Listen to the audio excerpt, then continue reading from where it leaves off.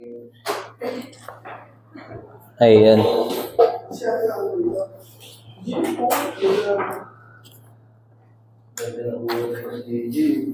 Okay, well.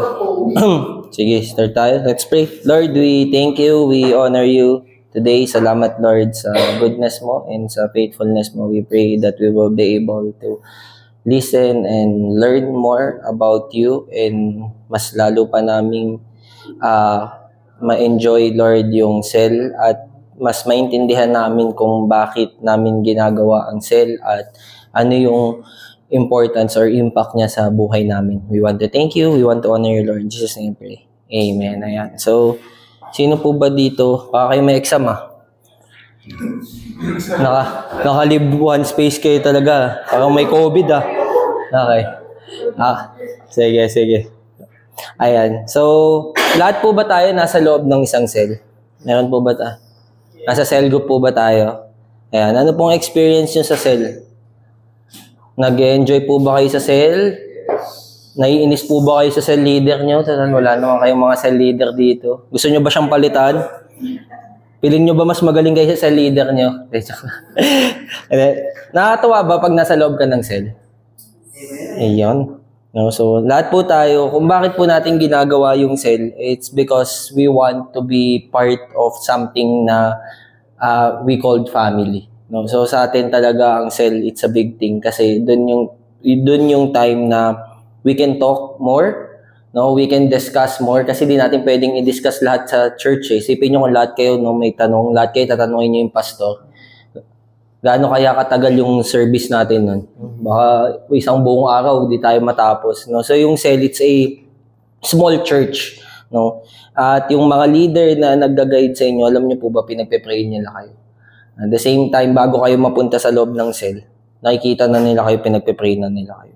Pag di nila kayo pinagpe-pray, may problema tayo dun. Dapat po ang role natin bilang isang cell leader is to pray for people. Ayan. So, ang cell daw is a small microorganism in any living organism. When it comes to church cell, it is interesting to note that although they may start small, they can easily multiply. So, we started a church with a cell group of just 8 people meeting in our living room. And we worked strategically so that the other cell group could come out of the regional cell. We were able to see that the primary cell group set the standard for others. Ang cell po talaga nag-start siya ng maliit, no? Hindi po talaga dinesign ng cell to build that a crowd. Ang normally po ang cell talaga up to 12 people lang plus 1 leader. So yun kasi yung manageable na kung saan pwede kayong makapagsalita, pwede talaga kayong matuunan ng pansin. So yun talaga yung role kasi ng cell. No? So bawat isa talaga sa atin magkaroon ng personal relationship. So ang goal talaga natin is hindi lang basta acquaintance, it's more on family. Ayan, there's always a cell that leads the way and other cell groups should follow the parameter they establish. So meron talagang standard yung cell. Yun talaga yung gusto nating ma-meet o makita na kapag nandun ka sa loob ng cell, there's also a blessing. Merong pagpapala. And gusto nating malaman ano ba yung pagpapala na yun. Alam nyo po ba na nung encounter, madaming pwedeng magbagong buhay sa encounter. Madami pong pwede tayong matuklasan o pwede tayong madaming iiyak sa encounter. Pero, ang pagbabago talaga ng buhay, it will always start within the cell. Kasi yung sa cell po, dun mo may experience na merong sense of responsibility. Bakit po may sense of responsibility? Number 1 kasi, ang cell, dapat nagmi-meet every week, once a week. So, yung pag-meet pa lang ng once a week, responsibility na yun. Tama po ba? Kasi meron kang oras na kailangan i-allocate para dun.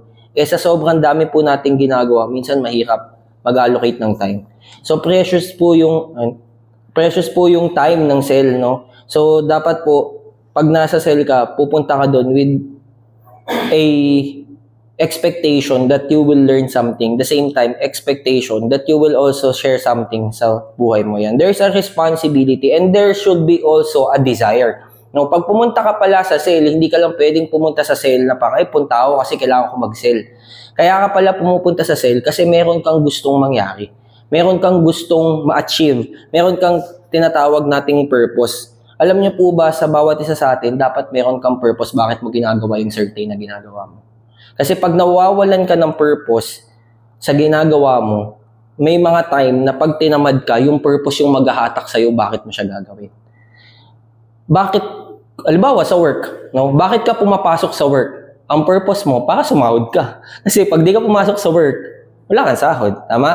Bakit ka minsan pumapasok ng school? Para may baon ka. Ang purpose mo pala baon. Ibig sabihin purpose mo kasi gusto mong matuto. Meron kang purpose. Pag wala yung purpose na yun, no, hindi mo nagagawin. Like for example, sa work, kapag parang, ayoko na, tinatamad na ako. Hindi ko na trip yung ginagawa ko. Di ba minsan ang tendency nun, gusto mo na mag-resign. Kasi nawawala na yung sense of purpose mo. Bakit mo siya una ginagawa? Siyempre yung sahod, driving force eh. Pero at the same time, yung kailangan mo sa career path, kailangan mo din yung alam kung bakit mo siya ginagawa. Kung dahil may sense of growth, no? May sense of responsibility. So, ganun din yun. Kailangan may purpose ka. Bakit ka umatin ng SED? And one of your purpose is to have the desire to meet God, to meet Jesus and connect to Jesus by meeting other people. Sabi ng iba, hindi mahalaga yung, dapat lang may relationship pa kay God, okay na yun. Kaya lang sabi sa Bible, importante yung breaking of breads eh. Pag sinabing breaking of bread, it's about fellowship. No? So, importante yung fellowship. Yan. I spoke to them from the Word of God in a simple and clear way so that they could achieve the desire of their hearts. At the same time po, ang cell, dinesign siya. Kaya nga po, mamaya, di-discuss ko. Pero ang cell po kasi talaga, dapat talaga yung meron kasi di ba mga topic minsan sa church, sobrang lalim. Tama po ba? Lahat ba tayo nag-gets natin lahat ng sinasabi ni Kuya Man? Minsan di ba natapatanong-tanong, ano ba sinabi niya? Mga layo na example niya, hindi relatable sa akin joke lang yan. Joke lang yun. May mga times talaga hindi mo mag-gets hindi mo maintindihan. Pero yung cell kasi dapat siya yung magpapaliwanag mo.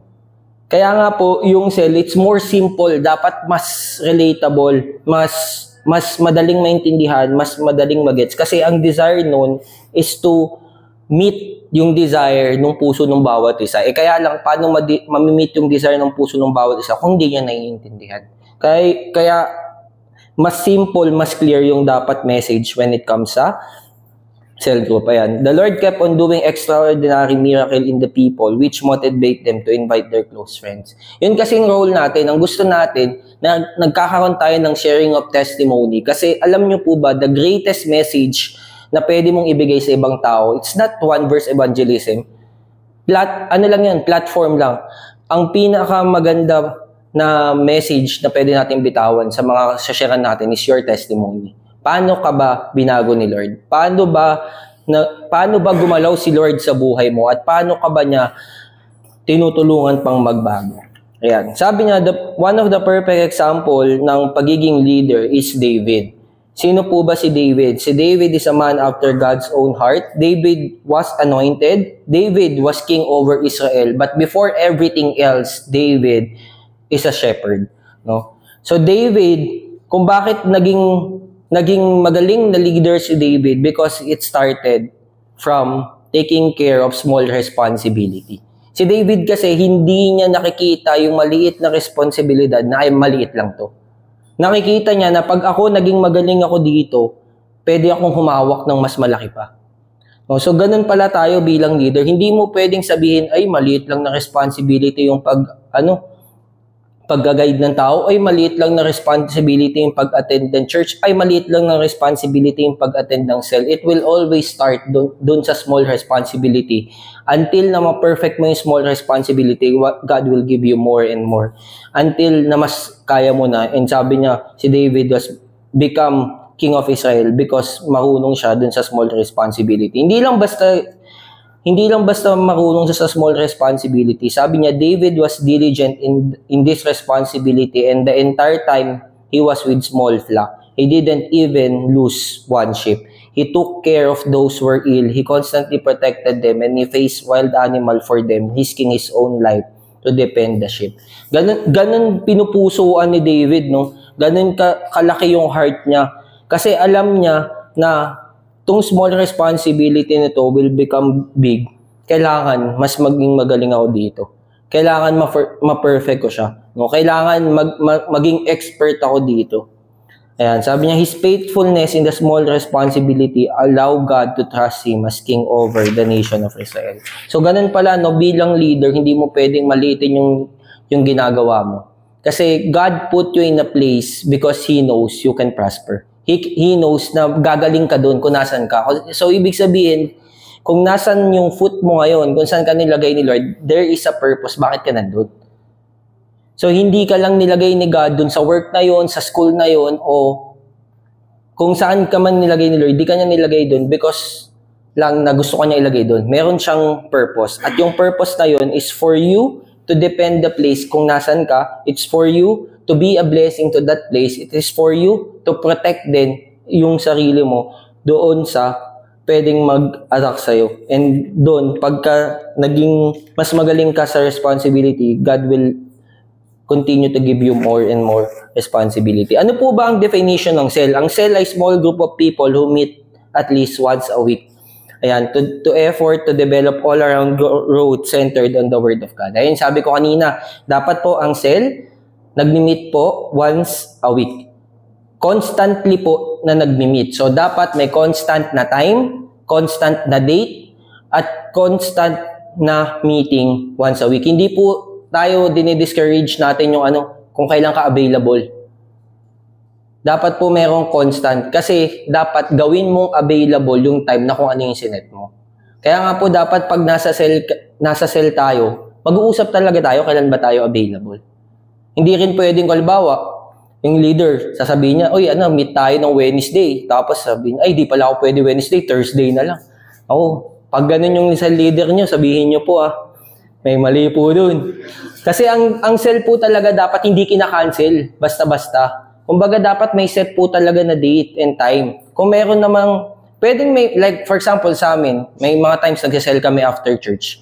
It's because, parang dahil lagi kaming online, gusto naman namin mag-sell ng physical. So, pero talagang ang constant namin, Wednesday ng 8:30 ng gabi. So, yun talaga, online siya. Kasi medyo magkalat-kalat kami. At medyo maiksi lang kasi kami mag-sell kaya kailangan online Hanggang 10:30 kami. Kaya kala niyo po kala niyo po babae lang matagal mag-sell. Pag napunta po kayo sa sell namin, mga tahimik po sila. Pag pinagkwento mo po, sandali lang sila magkwento. Kaya minsan mabot pa kami 11 Ayan po, kaya online lang talaga. And so, ganun po siya, no? Yung consistency kasi at least na-schedule nila na iba't 8:30 dapat nandun kami. 8:30 dapat, hindi na kami mag-OT. 8:30 dapat nakauwi na kami. Ayan, kung saan kayo abutan, doon mag-sell kami. Ayun, so, yun po yung dapat. The same time po, dapat po ang sell, it's about sharing the Word of God. The same time, it's about you then building your relationship with the Lord. So, hindi lang siya basta nag-share lang tayo ng Word of God. Tayo din mismo na-develop yung character natin on how we see things, no? The same time po, dapat sabi niya, who are active members. So, dapat po pala pag sa cell, hindi lang cell leader yung nagsasalita. Dapat ikaw din pala nagpa-participate ka. Hirap po nun, no? Pag yung sa leader nyo lang lagi nagsasalita. Di niya alam kung naiintindihan nyo ba o di niya ba alam kung nagagalit na ba kayo sa kanya. No? So, dapat pag sa cell po, open yung communication nyo. And lagi po namin to sinasabi, dapat pag sa cell, kung anong pinag-usapan sa cell, hindi po pwedeng lumabas sa ibang cell. Kung halimbawa may nagsabi sa kanya, ito yung problema ko. Tas yun pala, pagtapos sa cell, uy, ganito daw yung problema nito. Di po pwedeng ganun. Bawal po ang chismis, no? Pag may nagsabi po sa inyo, ang role po natin sa cell, pag-pray. No? Pag-pray po natin yung mga nag-open up para magkaroon siya ng wall na ito, pag nasa cell ako, nandun yung sense of trust, nandun yung sense na parang welcome ako mag-open ng kung ano mang i-open ko kasi alam ko yung kung anong pinag-usapan sa cell lang siya. Ayan. The same time, it's a simple and practical way, no? Dapat simple lang, hindi sobrang lalim. The same time, dapat nakaka-develop siya ng pagkatao. The same time po, ang cell po talaga, meron siyang sinusunod na dapat po, lalaki sa lalaki, babae sa babae, youth or men's, dapat nakaseparate siya. Bakit po? Kasi iba-iba po yung need natin. Kung halo-halo po siya, mahirap mag-cell ng halo-halo. Kasi, halimbawa, iba ang pangangailangan ng babae sa pangangailangan ng lalaki. No, iba din ang pangangailangan ng youth sa pangangailangan ng mas matanda. No, so kung hindi magkakaroon ng segregation, kumbaga kung halo-halo lahat, mahihirapan din yung leader mag-lead. Kasi iba yung pwedeng yung bata maboring yan sa pinag-uusapan ng matanda, pwedeng yung matanda maboring yan sa pinag-uusapan ng bata. No, may difference eh. So yun yung reason kung ba't mapapansin nyo per age group minsan yung cell. The same time nga minsan na-segregate pa siya sa high school, college, or working. Kasi iba-iba na rin talaga yung needs ng mga tao. So mas center kasi tayo na gusto natin talaga sa cell. Naiintindihan kung ano yung napag-uusapan natin. Napag-uusapan talaga yung buhay natin. At the same time, natutulungan tayo kung meron talaga tayong mga needs. No? Sabi niya, yung word ni God gusto natin na i-spread out. And in order for it to spread out, kailangan naiintindihan siya. Kasi mahirap pag yung word ni God, hindi mo pa siya gets or parang ang lalim masyado tapos binato niya siya sa'yo. Minsan yung pagpasa mo din ng word ni God, hindi rin siya ganun, hindi mo ganun naiintindihan. So importante talaga na whatever yung sinishare sa cell group, it is based on sa pangangailangan ng mga tao. Yan. The same time, it should be personal. Ayun nga po, kaya meron tayong mga tinatawag na ILD, no? Sa inyo yun. Kasi mga leaders na po kayo, meron tayong mga tinatawag na PID, it is for sa mga beginner po. Kasi gusto natin, nakikilala, no? Yun nga yung sabi sa amin lagi ni Kuya Man, dapat hindi mo lang siya kilala na, ay, ito nakatira to dito, ay, ito yung edad niya. More on dapat deep, no? Yung pag sinabing deep, so dapat meron kang mga alam na sikreto niya o kaya alam mo kung sino yung crush niya. Ay, mga simple yan eh. Dapat alam mo kung anong hobby niya, no? Alam mo kung anong interested siya. Minsan, pag mas malalim na, alam mo kung saan siya napipikon. Yun yung mas lumalalim na eh. Nagigets mo kung kailan siya hindi nasa mood, no? Minsan, hindi lang babae mahirap hulihin kapag nasa mood eh. Pati lalaki, minsan mahirap na rin eh. And so, yun yung mga inaaral mo within the cell. Alam niyo po ba pag nag-handle tayo ng tao, natututo din tayong mag-adjust. Ayun, yun yung natutunan ko na pag nag-handle ka ng people, na shape din yung character mo kasi iba't ibang character yung hinahawakan mo. At the same time, masaya din siya kasi natututo ka rin kung paano ka ba dapat magsalita. Meron kasing iba na halimbawa, ganito ako magsalita dito, pero pag nagsalita ako sa kabila, ma-offend siya pag ganun yung way ng speaking ko. So, when you spend time on those people, mas makikita mo paano. No, kaya importante talaga sa cell na hindi lang basta pinag-uusap, parang hindi lang siya lumalabas kasi dati Bible study, pag-aaralan mo lang yung Bible eh. Aaralin mo lang kung ano yung sinabi ng Bible. Maganda naman yun. Kaya lang, yung cell group kasi it's more on personal. You really want to deep, no, talagang mas makilala siya ng mas malalim. At the same time, makapenetrate talaga. Ang goal talaga natin sa cell, mapenetrate natin yung pinaka-heart niya. Dumating siya sa point na kaya na niyang mag-open up sa'yo. Ganun yung relationship na gusto nating mabuild sa cell. Na parang hindi siya mahihiya magsabi sa'yo. Bakit ba gusto natin ng ganung kalalim? Kasi we also want to help people, to pray for people. Kaya lang minsan, kapag hindi ka masyadong close sa kanya, pag tinanong mo prayer request niya, sabi niya good health eh. Dati pa nga world peace eh. Buti ngayon good health eh. Diba? Ibig sabihin nun, pag ganun yung prayer item ng cell mo, di mo pa siya kilala. Ano lang siya, nag-a-attend lang siya sa iyo sa cell. Pero pag lumalalim na yan, kapag meron na yung mga specific prayer, ibig sabihin nun, nakukuha mo na yung trust niya. And yun yung gusto natin. Gusto natin na mas, hindi lang tayo basta nag-gather for the sake na nag-gather. We really want to build relationship. Ayan. So ano po bang importance ng cellular vision? Alam nyo po ba, pag umatin po tayo sa cell, hindi lang po tayo basta natututo. Sabi niya dito, nung sa time ni David, i-bring the Ark of Covenant representing God among the people. And on his way, nagkaroon ng problem. At dahil nagkaroon ng problem, sabi ni David, iwan muna yung Ark of the Covenant kay Obed-Edom. Iniwan siya for ilan? For 3 months. And nung iniwan yung Ark of the Covenant, doon sa place ni Obed-Edom, pinagpala ng sobra yung family ni Obed-Edom at gumanda yung life niya. Anong ibig sabihin nun? Sa cell group po kasi,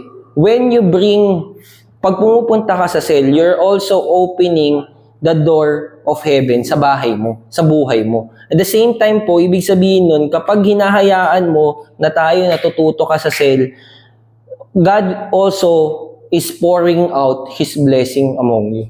Alam niyo po, pinagpapala tayo dun sa cell. Kapag mas nakikita natin o pag mas nag-open tayo, mas lalo tayo pinagpapala. Like, meron akong, may kwento naman ako. So, meron po akong isang cell, no? Hindi naman siya mahuhulaan, so okay lang. So, meron ako isang cell, matagal na siya nag-work. And lagi kong nakirinig sa kanya, hindi niya makita yung purpose ba't niya ginagawa yung isang bagay. At the same time, hindi siya makapunta dun sa level na kung saan mas magiging okay yung life niya. So, parang na-stuck siya sa work because takot din siya mag-take ng risk. Kasi sanay na siya dun eh. Alam mo, may mga ganun tao, di ba? Yung parang okay na ako dito. Hindi ako nag-grow, pero okay naman ako. Yung wala naman akong problema. Goods naman yung condition ng buhay ko. No? Pero walang growth. Stagnant lang. Kaya lang, nung pinagpe-pray ko siya, sabi ko, para kasi sa akin, hindi maganda ang stagnant. For me lang, ewan ko kung sa inyo, maganda yun. Pero para kasi sa akin, bakit ka nag-work kung ang gusto mo lang mag-stagnant? Yung walang growth. Gusto nga natin, pinagpapala tayo. Paano kapag papalain kung walang growth? Tama po ba? No? So sabi, kaya lang, hindi ko pwedeng i-push yun sa kanya. Kasi nung time na yun, dinidisciple ko pa lang siya. Pero yun yung prayer ko palagi sa kanya. Gusto ko makita niya na okay lang mag-take ng risk. Hindi masama mag-take ng risk. Kasi when you're taking a risk, pwede kang pumalpak, yes, but mas malaki yung opportunity na pwedeng mag-present sa'yo. Pero yun lang laging prayer. Di ko sinasabi sa kanya, uy, mag-resign ka na, alis ka na. Pangit yung work mo, wala kang yearly increase. Tapos, yun lang. Lagi lang kami nag-uusap. Then eventually, parang sabi niya sa akin, hindi na siya masaya. So, nung sinabi niya hindi na siya masaya sa work niya, sabi ko, ito na yung opportunity ko para atakihin ko siya. So, talagang in-impress ko sa kanya na merong world outside dun sa work na meron siya. And pwede siyang mag-try mag-explore. No? Pag nag-explore ka naman, hindi naman yun masama. No? Tignan mo lang kung mas better ka dun sa work na yun. Since ang tagal mo na, 5 years ka na dyan. No? Sasabi ko ang prayer, tignan mo lang. Kung hindi, edi balik ka lang ulit. Wala namang problem. Di ka naman mag-resign. So nagulat ako, the next yung nag-usap kami, the next week, nag-resign na siya, wala na siya agad work.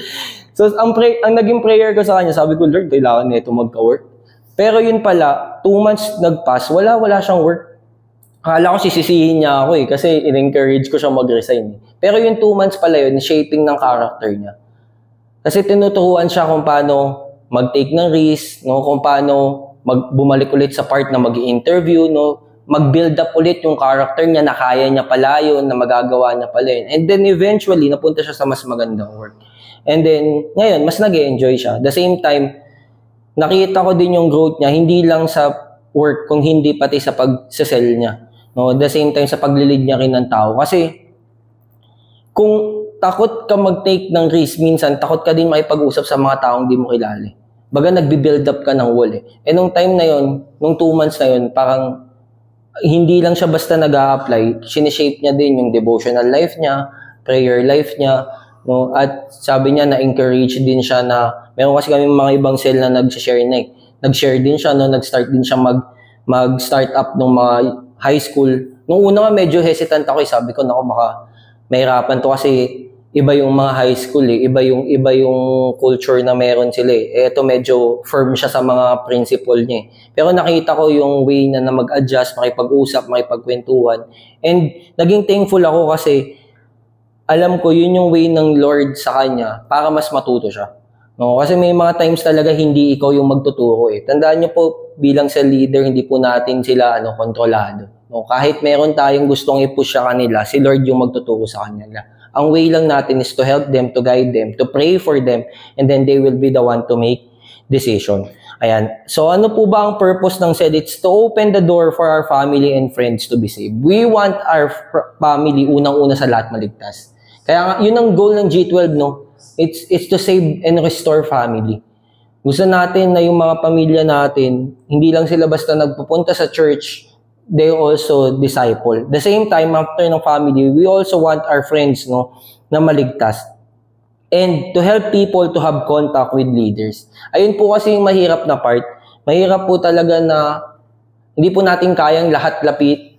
Mabait naman po si Kuya Man na talagang madali siyang lapitan. Pero hindi kasi natin kayang lahat tayo isa-isa lalapit sa kanya. So yung cell leader, yung way po natin ng contact natin to reach po yung mga leader po natin. The same time, para pag may tanong tayo, mas madali po, mas accessible yung mga leader natin. At alam nyo po, tayo din po, pagka isang rule din po sa cell, no, kapag hindi mo alam yung sagot, huwag kang magmamarunong. So, bawal yung mamarunong sa atin, no. Dapat po, pag hindi mo alam yung sagot, ang tagline po natin, babalikan kita. Aalamin ko din muna yung sagot. Wag po, the same time, wag po tayong mag-a-advise pag di po natin alam kung ano yung problem niya, kung ano yung solusyon niya. Like, nung isa meron akong, hindi ko talaga alam kung anong advice. Sabi ko, babalikan kita next week. Kasi hindi ko pa napagdaanan yun. Hindi ko din alam kung ano yung sasabihin ko sa'yo. Ayokong sumagot sa'yo nang hindi ako sigurado or hindi ko pa siya napagdaanan. Kasi baka mamaya, mali yung masabi ko or dahil sa sinabi ko, mas lumala pa yung sitwasyon. Yan. Meron naman po tayong mga tao that we can ask question. Nandyan si Kuya Man, si Pastor Joey, no, si Ma'am Amy, if there are things na hindi po natin alam. Ayan. The same time, it's also a way to provide opportunity to people to receive a touch from the Lord. Ayan. Nang cell po, kaya gusto po natin personal kasi we also want to experience God in cell. Na yung presence ng Lord, ma-experience natin through personal relationship. Alam niyo po ba, personal relationship talaga, yun yung makakapagpabago ng mga tao. Yung intention mo, di ba? Hindi naman, may mga sa leader kayo for sure, kilala nyo na sila noon pa eh. Pero nung dinagdagan nila ng personal touch yung cell, dun yung mas lalong naintindihan ay hindi lang pala ako gusto nito ma-add sa number ng church. Meron siya talagang gusto makuha. O meron siya gusto talaga na matulungan talaga ako and mag-guide ako through the things na kailangan pang ma-develop sa akin. And the ideal cell group is prepare a message for each homogeneous group. Yun nga po yung sabi ko kanina. Kaya gusto natin, grouping siya. Kasi gusto natin yung message, atake, kung saan group ka. No, kung anong group level mo. And the host and the leader should be committed to the vision. Ayan po. Yun po yung mahalaga sa cell. Dapat po meron tayong vision na sinusunod. Ano po ba ang vision ng G12? It's loving God, loving people. We love God, that's why we do those things that we do, and we also love people, that's why we help them to develop kung ano man yung mga bagay na gusto natin ma-develop sa kanya. This will allow goals to be met, individual responsibility to be assumed, teamwork to be developed, and strategy to be sought out.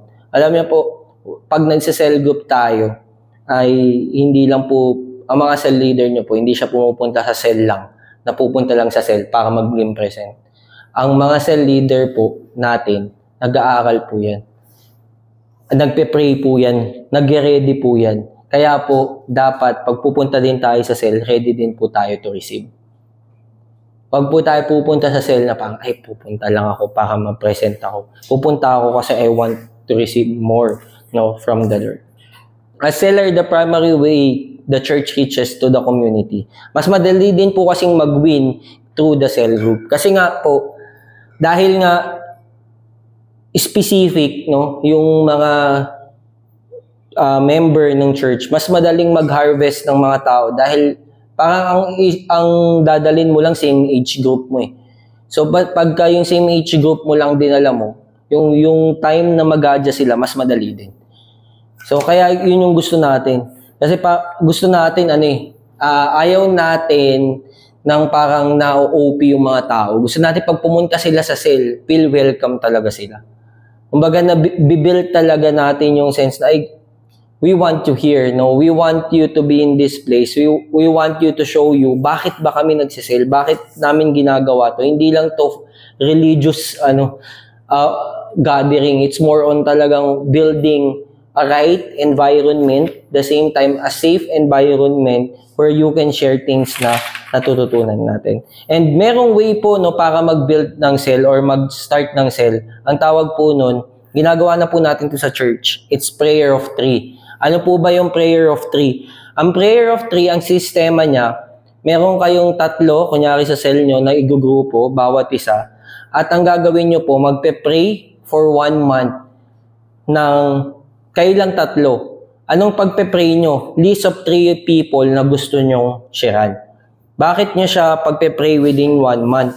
Sabi niya dito, si Daniel daw was able to stop yung mga balakid dun sa ginagawa niya because he prayed for those things for a month. So mahalaga po ang prayer po, it build the wall and at the same time it destroy the wall of the enemy. So sa mga buhay ng mga tao na pinagpe-pray natin. So ang goal po ng prayer of three, ang gagawin po natin for the whole month, pagpe-pray nyo lang sila. Di nyo siya sharean. Pagpe-pray nyo lang yung mga specific na tao na gusto nyong masave. At every week gagawin nyo siya until na ma-reach nyo yung 1 month. And after that 1 month of prayer, after 3 days of prayer, tsaka nyo lang siya kukontakin.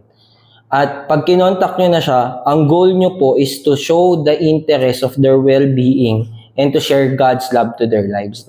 Ang una sabi niya, show interest. Hindi mo agad pupuntahan yung tao, sharean mo siya ng gospel. Gusto mo munang mag-show ng interest dun sa tao. Pakilala ka, for sure, kilala mo na yon. Ang goal mo naman, tulungan ka ni Lord, paano mag-penetrate, paano ma-sharean yung tao na yon. And for sure, God will make a way, Siyempre, binild up mo na yung prayer. And after nun, sharean mo siya ng God's love. And that is 1 verse evangelism and your testimony. And then, share and explain each of the 4 precious opportunity with them. Ano ba yung, sinave ko dito yun. Yung 4 wonderful opportunity. Oo, kung alam niyo na. Pero yung sa pre-encounter yun dati. Yung 4 wonderful opportunity is number 1, encounter opportunity. Yun yung i-share mo yung word ni God, yung kung ano ba yung magiging benefit ng pag-share ng word ni God. At the same time, second is reconciliation. You want to bring him to God. To bring kung ano yung old life niya, little by little matanggal. And pangatlo, restoration. As you reconcile, you restore. And lastly, provision. Opportunity. You want them to be blessed. Yun naman yung goal natin, to be blessed yung buhay ng bawat isa. Ayan. So, yun yung gusto nating gawin pag mag-start tayo ng cell. To start a prayer of three. Kasi syempre, minsan mahirap talaga. Di naman madali mag-start ng cell. Nag-start ako mag-cell group, second year high school pa lang ako eh. Until now, wala pa rin akong 12. Alis 15 years na ako nagsi-cell group. Pero, hindi po failure pag di ka nakabuild ng 12. Ang importante, patuloy mo lang siyang ginagawa. And then, eventually, God will show you how to do it. May mga times mag-fail ka. May mga times, minsan makaka-offend ka. May mga times, minsan iiwan ka. Yun, masakit yun. Yung nag-spend ka na ng sobrang daming effort, tas biglang lilipat ng church, May mga ganun talaga, pero part po yun. Hindi natin hawak yung ang role natin, not to be offended. Instead, just continue doing the vision. Yun yung natutunan ko po sa ministry na to, na people will not stay, but also there are people that will stay. So, ang role natin hindi pwedeng masaktan ka, syempre tao lang tayo, may masasaktan talaga tayo pag may mga umalis. Pero tuloy lang yung buhay, tuloy lang yung pag-minister, and eventually there are people who will stay and will stay talaga na masasabi mong cell mo. Ayan. Ako this year, parang last year lang doon ko talaga nasabi na yung mga nasa cell ko. Nandun sila for me to stay. Like for example, yung isa kong cell, nasa hawakan ko siya, second year high school siya. May asawa na siya ngayon, cell ko pa rin siya. So may mga ganong mag-i-stay. Mayroon na ako nung grade 6. Ngayon pag-graduate na siya ng college, hawak ko pa rin siya. Ito yung mga taong talagang nag-stay longer. And for me, tuloy-tuloy lang ako. Kumbaga, ngayon, balik ulit ako sa pag-share sa mga high school. Kasi ganun naman talaga ang role natin is to share the gospel. Yun yung goal natin. No? And yung result nun, we will always leave it to the Lord. Whatever it is. No? Basta gawin nyo lang yung vision, gawin nyo lang yung purpose kung ba't natin ginagawa to, and eventually, God will give you result. Ang masaya po, pag tong mga taong to, ay nakikita nyo nagbabago yung buhay, tas nagpasalamat sila sa iba yung joy nun. Promise ko po yan sa inyo. Meron akong isang general, hindi siya nagtagal dito sa church na to. Nawala siya nung pandemic, tas nag-meet up kami, neto lang. Nagpasalamat siya sa akin kasi sabi niya, kung hindi ko siya sinarun way back at hindi niya nakilala si God, baka mas hindi naging okay yung life niya. Pero nag-growth siya dun sa ibang church. Pero okay lang. Kasi ngayon, naghahawak siya ng cell. At nakita ko talaga yung changes sa buhay niya. And may mga ganun eh. May mga times, meron timing yung bawat tao. Hindi mo pwedeng ipilit yung timing sa kanila. Kaya nga ang role lang natin to share the gospel to them. And whatever their decision is, bibigay natin yun sa kanila. Ayan. So, yun lang po. Sige, let's pray. Thank you, Lord. Lord, we want to worship you. We want to honor you. We want to thank you, Lord God, for the things na natututunan namin. Thank you for the cell. Thank you for our cell leader. And thank you, Lord God, that you're teaching us to lead people to you and to share the gospel, Lord. And I pray that you will leave something to their heart. And I pray, Lord God, that you will give them the burden to share the gospel. And you will also give them the heart and willingness to share their testimony to other people. I pray that in each one cell, Lord God, you will strengthen them, you will encourage them, Father, and as there are people that will come, they will become their friends, their family, Father. And guide them and help them, Lord God, in the things that they need to do, Lord. In Jesus' name we pray. Amen and amen.